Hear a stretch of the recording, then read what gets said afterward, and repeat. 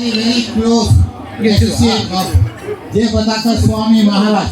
Anytime you go to Mayapur, you can see both of them together. Very close associate.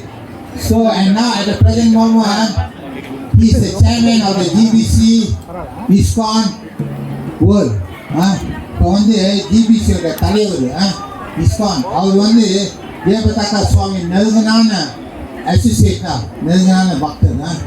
So இன்னைக்கு வந்து அவர் அவங்க கூட இருந்துட்டு அவங்க கிளாஸ் கொஞ்சம் அவர் விவரமாக பேசுவார்.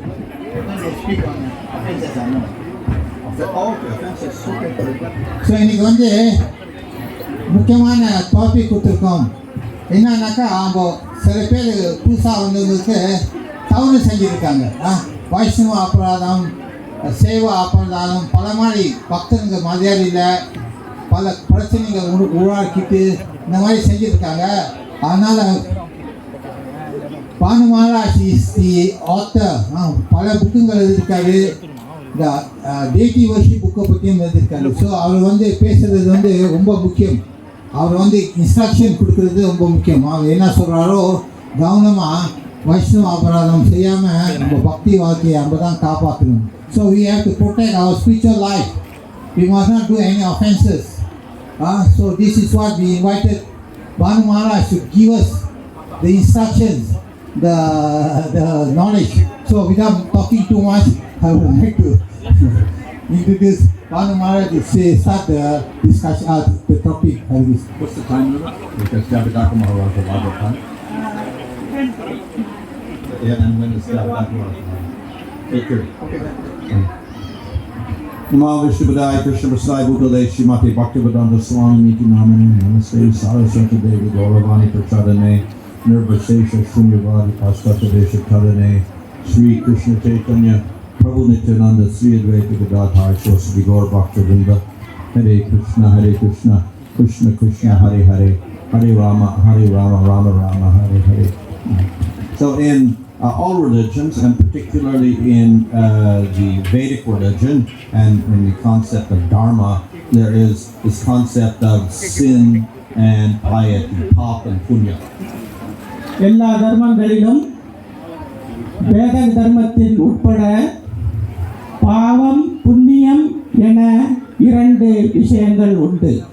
And papa or sin will lead to bad karma, which means you get suffering. பாவம் தீவினையில் கொண்டு சென்று நம்மை துன்பத்தில் ஆழ்த்தும். And punya or pious activity will lead to good karma, in which you get nice material enjoyment. புண்ணிய காரியங்கள் நல்ல வினைகளை தந்து நமக்கு இன்பத்தை அளிக்கக்கூடியது. So if you suffer a lot in this lifetime from no money, sickness, no friendship, no job, no marriage or bad marriage or whatever, we can attribute that to bad karma. Previous lifetimes you did sinful activities, now you're getting the bad karma. உதாரணத்திற்கு இப்பொழுது நமது வாழ்வில் துன்பங்கள், ஏழ்மை, துன்பம், நோய், முறையற்ற திருமணம் போன்ற விளைவுகளால் நாம் துன்பப்படுவதற்கெல்லாம் காரணம் நமது முன் வினை பயன்களே காரணம். And on the other hand, if you got good position, you got some nice job, you got some nice money, you got good family, etc., we attribute that to doing punya, pious activities. அதே போன்று நமக்கு நல்ல பதவி, நல்ல செல்வாக்கு, நல்ல பணம், நல்ல குடும்பம் போன்ற பெயர்கள் எல்லாம் அமைந்தால் நம்முடைய புண்ணிய கர்மம் நல்லதாக இருந்திருக்க வேண்டும். So nobody likes the bad karmas, everybody likes the good karmas, so we're encouraged to avoid sin and do punyas. எல்லாருக்குமே நல்ல காரியங்கள் தான் பிடிக்கும், தீய காரியங்கள் பிடிக்காது. ஏனென்றால் நல்ல காரியங்கள் புண்ணியத்தை கொடுக்கும், நமக்கு இன்பத்தையும் அளிக்கும். So these scriptures give us lists of activities which we call papa and activities that we call punya. நமது சாஸ்திரங்களில் புண்ணியங்களுக்கான நமது அட்டவணையையும் பாவம் காரியங்களுக்கான அட்டவணைகளையும் தெளிவாக வழங்கப்பட்டிருக்கின்றது. If we do lots of sinful activities, we can have the misfortune of going down in this life, in human life, or becoming animal, or becoming plant, or going to a lower planet like Naraka. நாம் நிறைய பாவ காரியங்களை சேமித்தால் இந்த மனித பிறவியிலிருந்து கீழ்த்தரமான மிருக பிறவிக்கும் அதனிலும் கீழான கீழான தாவரங்கள் பிறவிக்கும் நாம் வீழ வேண்டி வரும். And if we do the pious activities, we can go elevate in this world, like high position, like Bill Gates or president of a country or whatever, president of Malaysia, prime minister of Malaysia, I don't want to be the prime minister of Malaysia. or go to America, or go to a higher planet, Swargaloka, or go to Brahmaloka. நாம் நல்ல புண்ணிய காரியங்களில் ஈடுபட்டால் இதே உலகத்தில் நல்ல பெரும் பதவிகளும் பிரதம மந்திரி, அதிபர், அது மட்டுமல்லாமல் மேல் லோகங்களில் சொர்க்கலோகங்களில் நல்ல பதவிகளும் நமக்கு கிடைக்கும். So there's so many different pious activities, sinful activities, but we can just generalize and say, oh, the sinful activities are violence against other living entities. நமக்கு நல்ல காரியங்கள் இருக்கின்றன, தீய காரியங்கள் இருக்கின்றன. தீய காரியங்கள் எடுத்துக்கொண்டால் உயிர்வாளிகளுக்கு துன்பம் இழைப்பதாகும். And the more violence we commit, the more misery and karma, bad karma we get. நமக்கு நாம் துன்ப காரியங்கள் அதிகமாக ஈடுபட்டால் நமக்கு மோசமான கர்ம வினைகள் ஏற்படும். And the punyas are generous activities. We may do charity works, we may give education, we may give food, etc. So these are considered to be punyas, which are elevators. புண்ணிய காரியங்கள் என்பது சமூக சேவை, உணவளிப்பது, கல்வி அளிப்பது, தானம் கொடுப்பது போன்றவையெல்லாம் புண்ணிய காரியங்களில் அடங்கும். So this, of course, is the limit is material world, either down in the material world or up in the material world. You don't go beyond the material world by popping punya. இந்த பாவ புண்ணியங்களினால் நிச்சயமாக மேல் லோகத்திலிருந்து கீழ் லோகம் வரையில் தான் அவை செயல்படும். இந்த ஜடலோகத்திலிருந்து நம்மால் விடுபட முடியாது. So within Dharma, this is very important. We follow the punyas, we avoid the sin. தர்மத்தில் புண்ணியம் என்பது மிக முக்கியம். பாவங்களை நிச்சயமாக நாம் தவிர்க்க வேண்டும். And that way we can live very comfortably in society, and the country can prosper very nicely. இவ்வாறு சமூகத்திலும் நாட்டிலும் நாம் சிறப்பாக வாழ்ந்து முன்னேற முடியும். However, it's not a final solution because it's not eternal. இதற்கு இது ஒரு முடிவான தீர்வு அல்ல, ஏனென்றால் இந்த ஜட உலகம் என்பது நித்தியமானதல்ல. So though part of the Vedas deals with karma yoga and doing punya, avoiding sinful activities, going to Sargaloka, etc., there's another section of the Vedic literature that deals with how to get out of the material world. இந்த வேதத்தின் ஒரு பங்காக இந்த கர்மயோகத்தை பற்றி பேசப்படுகின்றது. ஆனால் அதில் மற்ற பல விஷயங்களும் உள்ளன. So we end this process of birth, repeated birth and death in the material world. பிறப்பு இறப்பு என்ற இந்த ஜட உலகில் பிறப்பு இறப்பு என்ற சுழற்சியிலிருந்து நாம் விடுபட வேண்டும். So for that there are actually 3 different paths. There is Jnana Yoga, Astanga Yoga and Bhakti Yoga. அதில் 3 வழிமுறைகள் உள்ளன. ஞான யோகா, அஸ்தங்க யோகா, பக்தி yoga. And these are all summarized in Bhagavad Gita. இவையெல்லாம் பகவத்கீதையில் தொகுத்து வழங்கப்பட்டிருக்கின்றன. And of these, Krishna recommends in Bhagavad Gita, you do Bhakti Yoga. இந்த யோகங்களில் எல்லாம் கிருஷ்ண பகவான் நமக்கு பரிந்துரைக்கும் யோகம் பக்தி யோகம். It is the easiest. இதுதான் மிக சுலபமானது. If we have different processes, who wants to do the difficult process? பல வழிமுறைகள் இருந்தால் யாருக்கு தான் கடினமான வழிமுறைகள் வேண்டும்? We all want the easy process. நமக்கெல்லாம் நிச்சயமாக சுலபமான வழிமுறை தான் வேண்டும். So Bhakti is the easy process, and also it gives the highest result. பக்தி தான் மிக எளிமையான வழிமுறை, ஆனால் அதிகமான பலன்களை தரக்கூடியது. And if you do Bhakti Yoga, all your past sinful activities, you don't get any bad karma. It's all destroyed. பக்தி யோகத்தை செயல்படுத்துவதன் மூலம் நம்முடைய முந்தைய பாவங்கள் எல்லாம் அழிக்கப்படுகின்றன. Of course, all your good karmas also get destroyed. நிச்சயமாக அதனால் நம்முடைய நல்ல பலன்களும் கூட அழிக்கப்படுகின்றன. Because if your good karmas, then you still have to go to Brahmaloka or Indraloka, etc. ஏனென்றால் நமக்கு நல்ல பிறவி நல்ல கர்மா கிடைத்தால் கூட பிரம்மலோகம், ஞானலோகம் என்ற லோகங்களுக்கெல்லாம் சென்று புறப்படுத்த வேண்டும். However, we should also not say, well, now I'm doing bhakti, destroy karmas, I can do more sinful activity, and I get no karma. You cannot say that. அதே வேளையில் நான் இப்பொழுது பக்தி செய்கின்றேன், அதனால் நான் துணிந்து பாவம் செய்யலாம் என்ற மனப்பாங்கு இருக்கக்கூடாது. You get more suffering for that. அதனால் நமக்கு மிக அதிகமான துன்பங்கள் ஏற்படும். So this is one of the aparads, we call aparads. இதைதான் நாம் அபராதம் என்று குறிப்பிடுகின்றோம். There are different type of aparads. பல வகையான அபராதங்கள் இருக்கின்றன. We have nam aparads. நாம அபராதம். They are the most serious. அதுதான் மிக மிக மோசமானது. They are aparads against the name and against bhakti. இது பக்தியின் சார்பில் நாமத்திற்கு எதிரான அபராதம். There are seva aparads. These are offenses against the deity. மற்றொன்று சேவை அபராதம் இருக்கின்றது. இந்த அபராதம் என்பது பகவானின் விக்கிரகங்களின் பால் செய்யக்கூடியது. And then we have Vaishnava aparad, offense against the devotees. அதன் பிறகு வைஷ்ணவ அபராதம் இருக்கின்றது, பக்தர்களுக்கு எதிரான குற்றம். This is considered to be the most serious. இதுதான் மிக மிக மோசமான அபராதமாக கருதப்படுகின்றது. And then we have jiva aparad. அதன் பிறகு ஜீவ அபராதம் இருக்கின்றது. This, of course, we can also say is like regular sinful activity. இது நாம் வழக்கமாக செய்யக்கூடிய பாவ காரியமாகும். So, the devotee, of course, by bhakti destroys all of his bad karmas, etc. But he should not do new sinful activities. பக்தி சேவையின் மூலமாக நம்முடைய கடந்த பாவங்களை எல்லாம் நிச்சயமாக நிவர்த்தி செய்யலாம். அதே நேரத்தில் நாம் புதிய புதிய கர்ம வினைகளை தேடிக்கொள்ளக்கூடாது. So the bhakti is not going to destroy the bad result, it's going to make worse results. பக்தியில் நுழைந்த பிறகு நாம் அபராதங்கள் புரிந்தால் அதனால் நல்ல முடிவுகள் வராது, நிச்சயமாக மோசமான விளைவுகளே ஏற்படும். So this is one of the 10 nam aparads. இவைதான் 10, one of the 10. 10 நாம அபராதங்களில் இது முதன்மையானது. That's committing sinful activity on the strength of the holy name. புனித நாம ஜபத்தின் பால் நாம் துணிந்து பாவங்கள் செய்வது.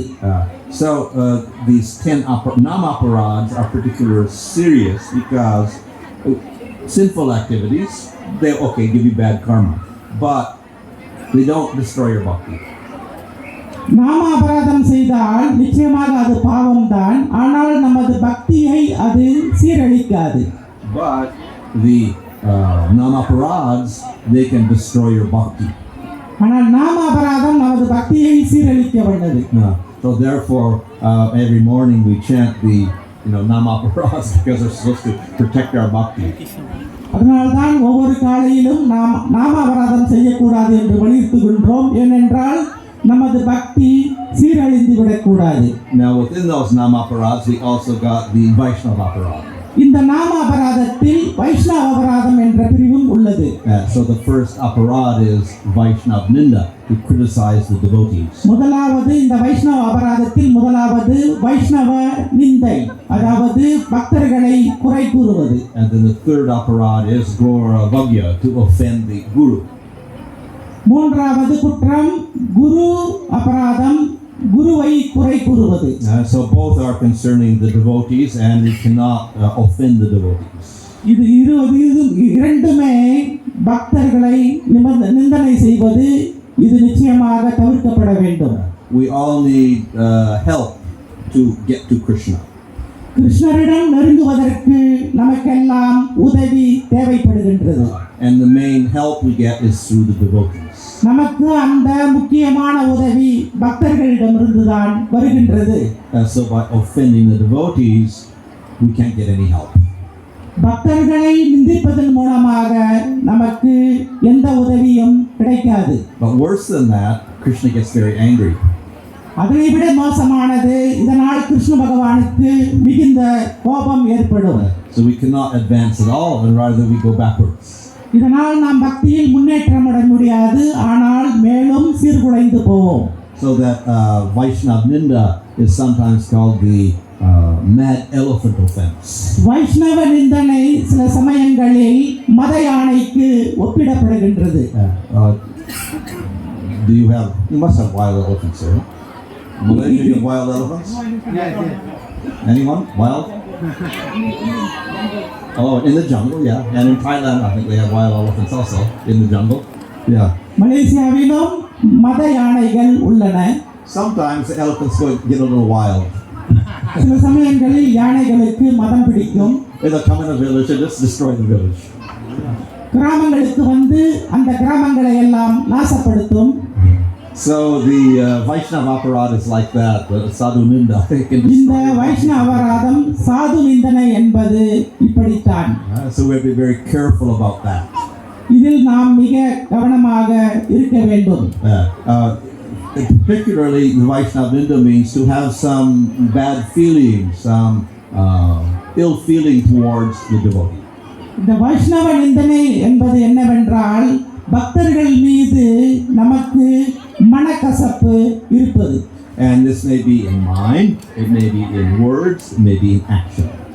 இது மன ரீதியாக இருக்கலாம், நமது வார்த்தைகளின் மூலமாக இருக்கலாம், நமது செயல்களின் மூலமாகவும் இருக்கலாம். So therefore we have to be very careful to avoid this offense.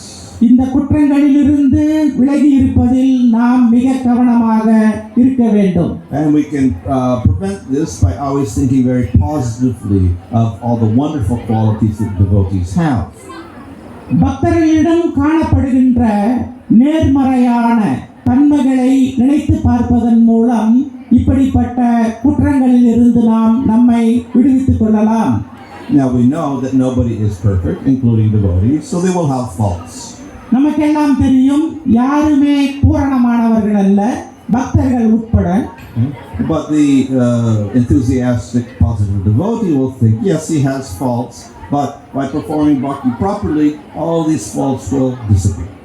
எல்லோருக்கும் குறைகள் இருக்கின்றது, ஆனால் ஆர்வமுள்ள பக்தர்கள் தீவிரமாக பக்தி சேவையில் ஈடுபடுவதால் அவர்களுடைய குறைகளை நிவர்த்தி செய்ய முடியும். So rather than pointing out the faults all the time, we try to encourage the devotees to do proper devotional service, and in this way, all the bad qualities will disappear.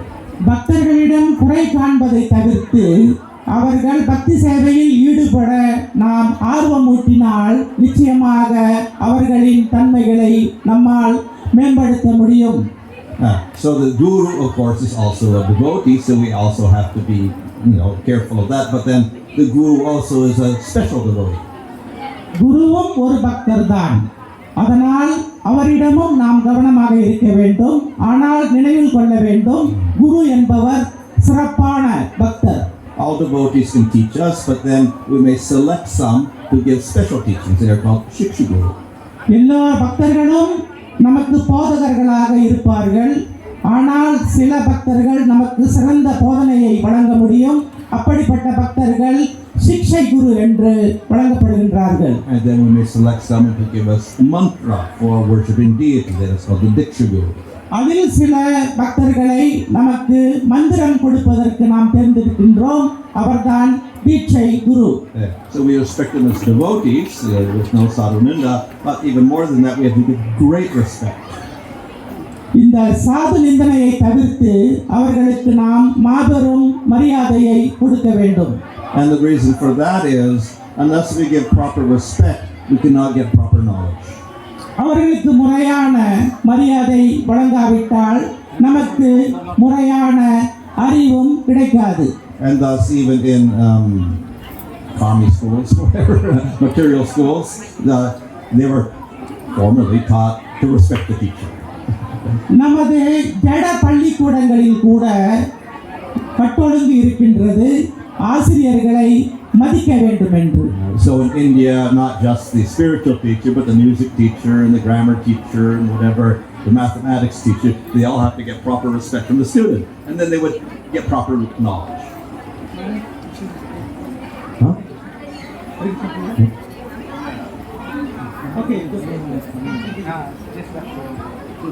So, இந்தியாவில் பார்த்தால் இசை ஆசிரியர்கள் இருக்கின்றார்கள், தத்துவார்த்த ஆசிரியர்கள் இருக்கின்றார்கள், ஓவிய ஆசிரியர்கள் இருக்கின்றார்கள். இப்படி பலவிதமான துறைகளை போதிக்கின்றார்கள். ஆனால் எல்லோருக்குமே தகுந்த மரியாதையை வழங்க வேண்டும் என்பது நமது மரபு.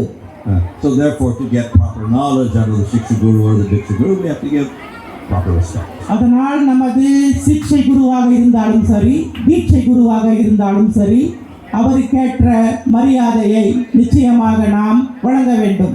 So both of these are included in Namaparas because the devotees and the Guru is giving teachings about how we should chant the name. இந்த இருவருமே நாம அபராதத்தில் சம்பந்தப்படுகிறார்கள். ஏனென்று சொன்னால் இருவருமே நமக்கு போதனையை வழங்குகின்றார்கள். If we don't properly chant the name with the proper knowledge, we cannot chant purely. முறையான அறிவில்லாமல் நாம் ஜபித்தால் நிச்சயமாக நமக்கு அந்த பலன் கிடைக்காது.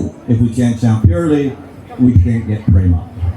நாம் தூய்மையாக ஜபம் செய்தால் நமக்கு பிரேமை கிடைக்கும். Okay. So another offense is to consider the names of demigods like Shiva and Brahma be equal to the name of Vishnu or Krishna.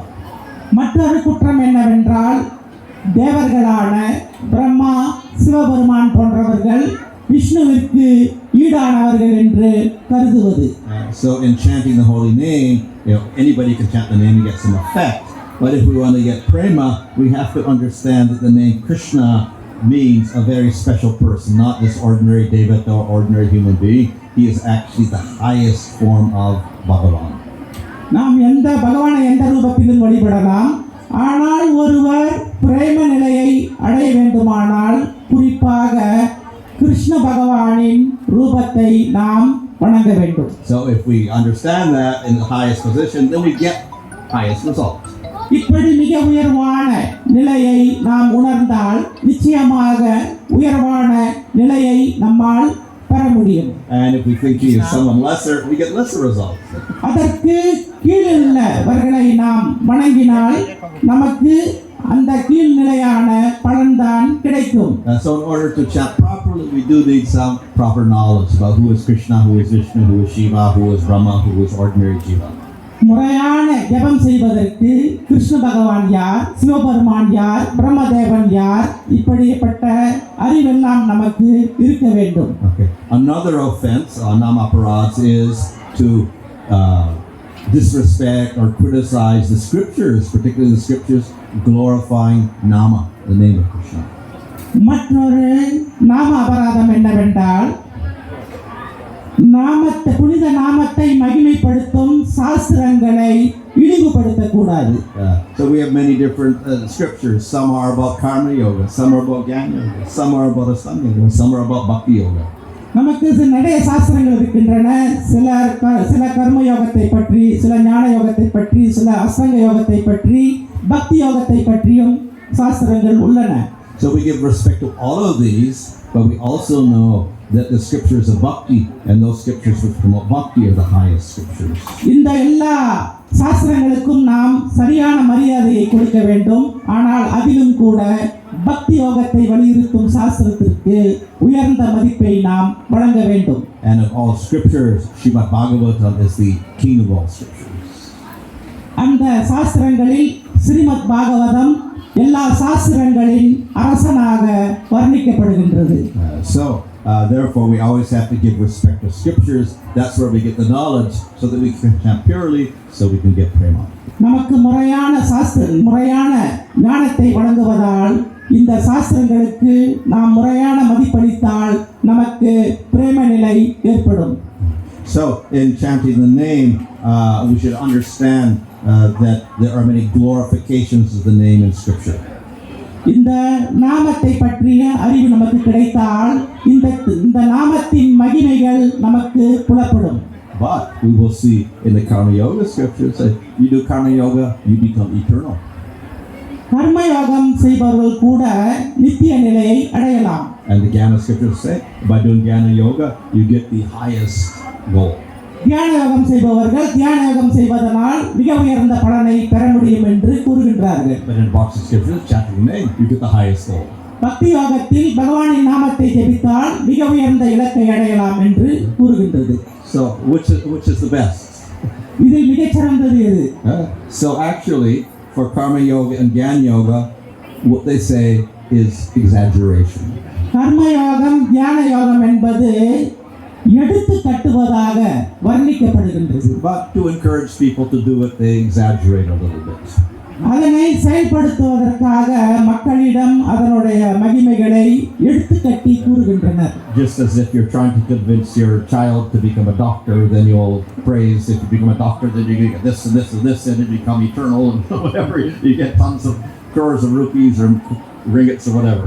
உதாரணத்திற்கு நமது குழந்தைகளை மருத்துவராக ஆக்க வேண்டும் என்றால் அவர்களுக்கு அதிகமான ஊக்கத்தையும் ஆக்கத்தையும் கொடுத்து அதிகமான பணத்தை எல்லாம் செலவு செய்து அவரை மருத்துவராக்க வேண்டும் என்று முயற்சி செய்கின்றோம். So definitely scriptures do exaggerate. அதே போல சாஸ்திரங்களும் இப்படி எடுத்து கட்டி கூறுகின்றன. But there is no exaggeration about the effects of bhakti and chanting the name. ஆனால் பக்தியை பற்றியும் புனித நாமத்தின் ஜபத்தை பற்றியும் இப்படி எடுத்து கட்டி கூறும் மரபு கிடையாது. And thus Ajamil, naming his son Narayana, got rid of all of his bad karmas, past, present and future in 1 second. அஜாமிலன் தன்னுடைய மகனுக்கு நாராயணன் என்று பெயர் வைத்ததனால் அவர் செய்த பாவங்கள் எல்லாம் ஒரு நொடி பொழுதில் நீக்கப்பட்டன. That is not an exaggeration. இது எடுத்து கட்டி கூறும் கதை என்று. But if a Gyani is trying to destroy all those karmas, it may take him thousands of years. ஆனால் ஒரு தியானி இது போன்ற பாவங்களை எல்லாம் கழுவ வேண்டும் என்றால் கோடிக்கணக்கான ஆண்டுகளாகலாம். So we should never think of the glories of chanting the name of the Lord to be exaggeration. அதனால் பகவானின் புனித நாமத்தை ஜெபிக்கும் மகிமைகளை எல்லாம் எடுத்து கட்டி கூறும் செயலாக நாம் கருதக்கூடாது. So we talk about Nama, the name of the Lord, but people will say, well, we got so many names, material names, names of devatas, they're all names, material sounds. பகவானின் நாமம் என்று சொன்னால் நாம் சொல்லலாம், ஓ பகவானுக்கு நிறைய திருநாமங்கள் உள்ளன, தேவர்களுக்கும் நிறைய திருநாமங்கள் உள்ளன. But though it looks like that, the names of the Lord are non-different from the Lord and they're completely spiritual. All the other names are material. ஆனால் பகவானுடைய நாமத்திற்கும் அவருக்கும் வேறுபாடு கிடையாது. அது முழுமையாக ஆன்மீகமானது. மற்ற நாமங்களுக்கு இது போன்ற தன்மை இல்லை. So we should not imagine some material meaning for the name.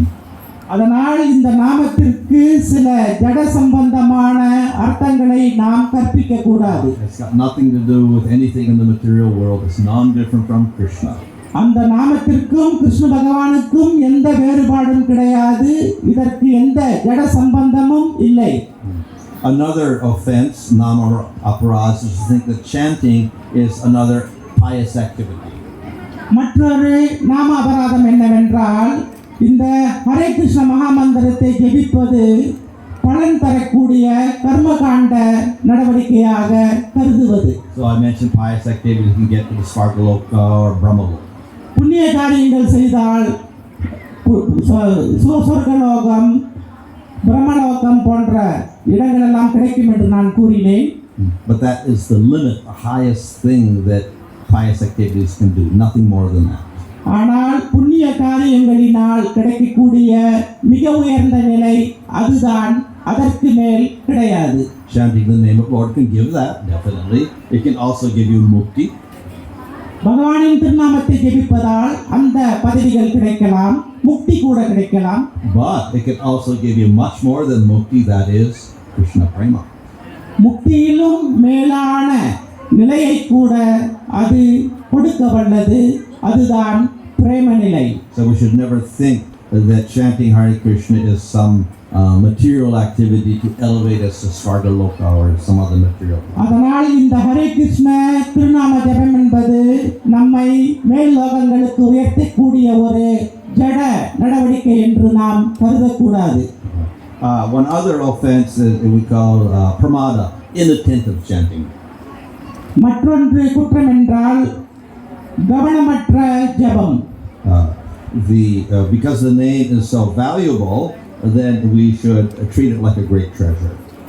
இந்த நாமம் மிக மிக உயர்ந்த மதிப்புடையது என்பதால் அதனை ஒரு மிக உயர்ந்த பொருளாக நாம் கருத வேண்டும்.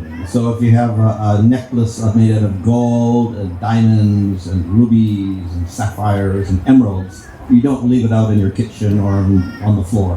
தங்கத்தினால் ஆன ஒரு ஆபரணம், வைரம், வைடூரியம், கோமேதகம் என்ற வைரக்கற்களினால் ஆன ஒரு வைர அட்டிகையை நாம் கீழே அப்படி போட்டுவிட மாட்டோம். So you take very great care of it.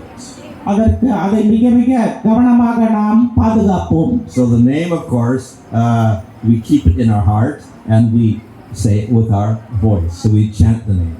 இதே போல இந்த புனித நாமத்தை நாம் நம்முடைய இதயத்தில் வைத்துக்கொண்டு நமது வார்த்தையினால் நாம் நம்முடைய குரலினால் நாம் ஜெபிக்கின்றோம். So when we do that, we should not be inattentive, like leaving your jewelry all over the floor.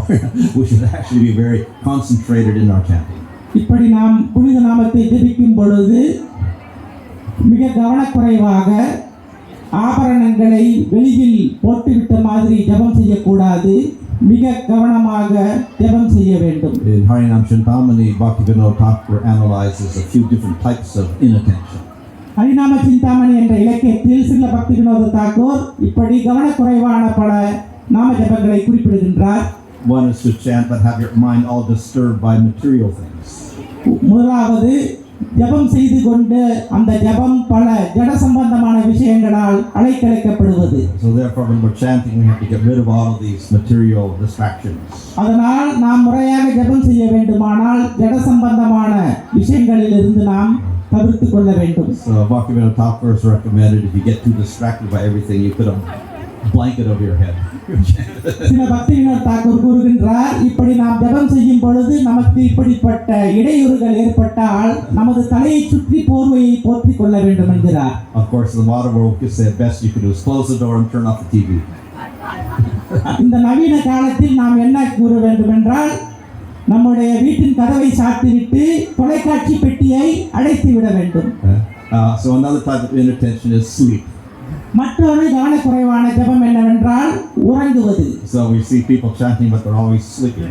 சில சமயங்களில் நாம் பார்க்கின்றோம் ஜெபித்துக் கொண்டே உறங்குவதை. So of course it's a little difficult for some people to use their mind properly and concentrate, but we should let's say take proper precautions so that we are not sleepy, we're not tired, we are very alert when we are chanting Krishna's name. சில சமயங்களில் மனதை ஒருமுகப்படுத்துவது பலருக்கு சிரமமாக இருக்கலாம். ஆனால் நிச்சயமாக நமது ஓய்வு, உறக்கம் இவற்றை நாம் முறைப்படுத்தினால் நிச்சயமாக இந்த அபராதத்தை தடுக்கலாம். So another offense is to be, even after hearing all the glories of the name, we refuse to give up our strong material attachments. மற்றொரு அபராதம் என்னவென்றால் இந்த ஆன்மீக விஷயங்களை பலமுறை கேட்ட பிறகும் நம்முடைய ஜடப்பற்றுதலை அப்படியே வைத்திருப்பது. That means that our attachment to staying in the material world and enjoying is stronger than our desire to get out of the material world and get to Krishna. To get out of the material world to get to Krishna, that's weaker, and our attachment to staying in the material world is stronger. நாம் இந்த ஜடப்பற்றை மிக வலிமையாக வைத்திருந்தால் கிருஷ்ணரை அடையக்கூடிய ஆர்வம் பலவீனமாக இருக்கும். So as long as that great attachment to living in the material world and enjoying is there and it's very strong, it's going to be very difficult to advance even if we make efforts. இப்படி மிக உறுதியான ஜடப்பற்றுதலை வைத்துக் கொண்டிருந்தால் நிச்சயமாக ஆன்மீக வளர்ச்சி பெறுவதற்கு மிகச் சிரமம். So therefore, from the very beginning of bhakti, we should have proper faith. அதனால்தான் பக்தியின் ஆரம்ப நிலையிலேயே நமக்கு உறுதியான நம்பிக்கை இருக்க வேண்டும். We should have the faith that by chanting the name of Krishna and by following the scriptural injunctions, we will get the highest possible peace and bliss. நாமத்தின் மீது உறுதியான நம்பிக்கையும் சாஸ்திரத்தின் மீது உறுதியான நம்பிக்கையும் இருந்தால் நாம் ஜெபிக்கும் பொழுது நமக்கு அந்த பேரானந்தம் ஏற்படும். And though we cannot immediately give up all of our material attachments, gradually through chanting of the name, those attachments will get weaker and weaker and weaker. ஆரம்பத்தில் நமக்கு இந்த நாமத்தை ஜெபிப்பதில் சுவை இல்லாவிட்டாலும் கூட தொடர்ந்து கவனமாக ஜெபிப்பதன் மூலமாக அந்த சுவையை நம்மால் வளர்த்து கொள்ள முடியும். But if we have no desire at all to give up those material attachments, it is very difficult to advance. ஆனால் இந்த ஜடப்பற்றுதலை விட்டுவிட வேண்டும் என்ற உறுதியான நம்பிக்கை நமக்கு இல்லாவிட்டால் நிச்சயமாக ஆன்மீக வளர்ச்சி பெறுவது சிரமம். So it is something like the boatman and the wedding party. ஒரு படகோட்டியும் திருமண விருந்தினர்களும் என்ற கதை ஒன்று இருக்கின்றது. So the wedding party paid the boatman, and the boatman was supposed to get them up the river for the wedding. திருமணம் முடிந்து விருந்தினர்கள் மணமக்களோடு ஆற்றங்கரைக்கு வந்தனர். So they படகோட்டியை பார்த்து பணம் கொடுத்து ஆற்றின் மறுபக்கம் சென்று கொண்டு விடும்படி கேட்டுக்கொண்டனர். So they thought, we'll get on at night, we'll pay the boatman, he'll take us up the river, and when we wake up in the morning, we'll be at the next village and we can go to the wedding.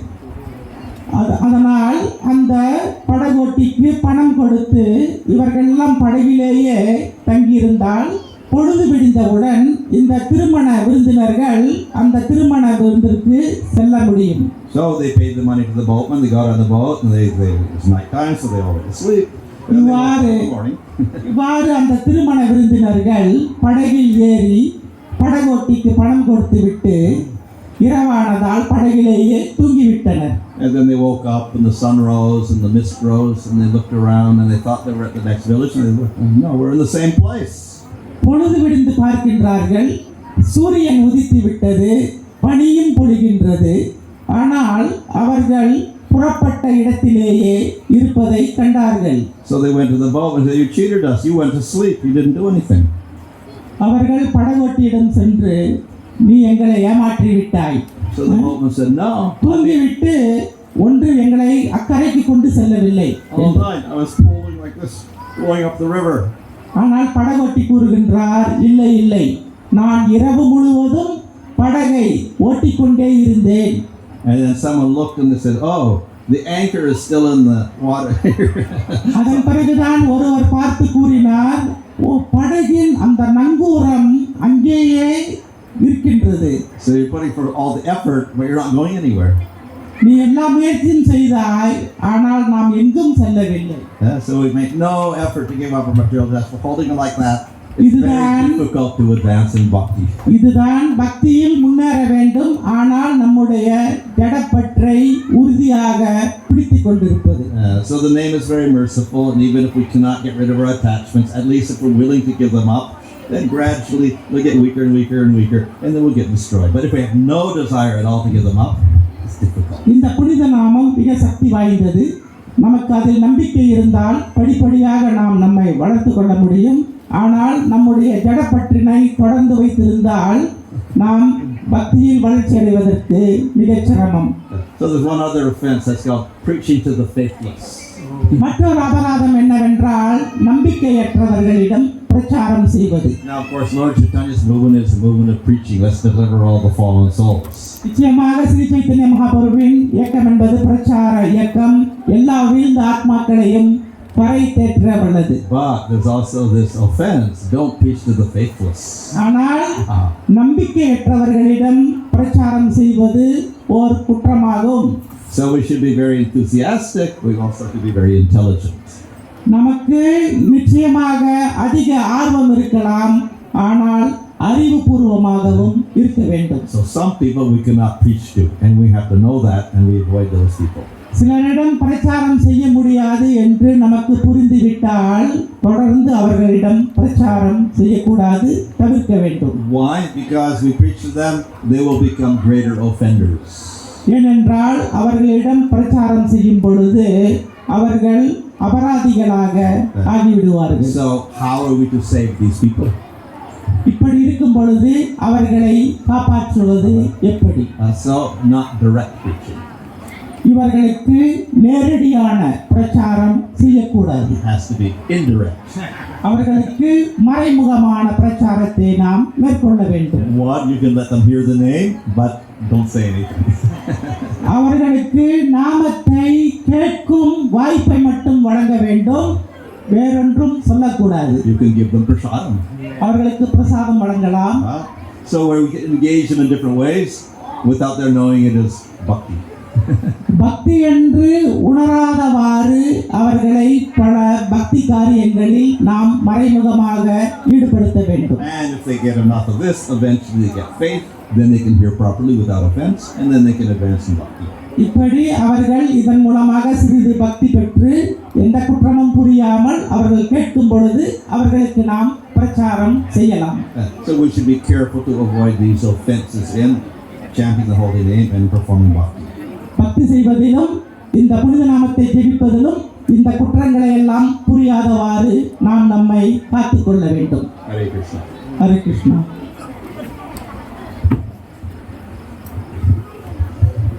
Give a big Haribol to Bhanu Maharaj. That is not good enough. Try again.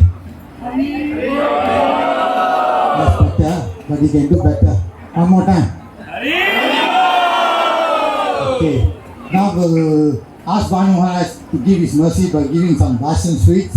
And those who want to give some donation, we have a plate given to Govinda Prabhu. You can put a donation there. Not for him.